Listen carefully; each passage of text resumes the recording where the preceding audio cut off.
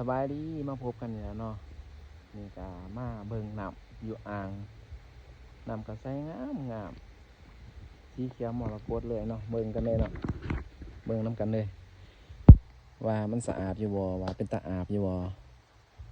นี่งามเอาแท้เอาวานี่น้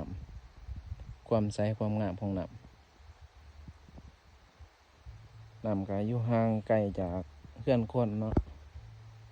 มันก็ได้ใสมีแต่หินแต่ผาเพราะว่ามันมองเขาระเบิดหินเอาหินไปน้ำใสเนี่ย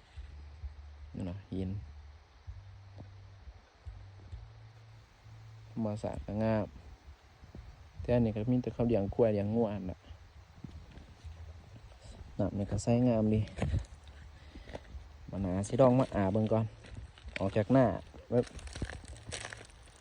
ไว้แน่ก็สิมาอาบเบิ่งโอ้เย็นดีเว้ย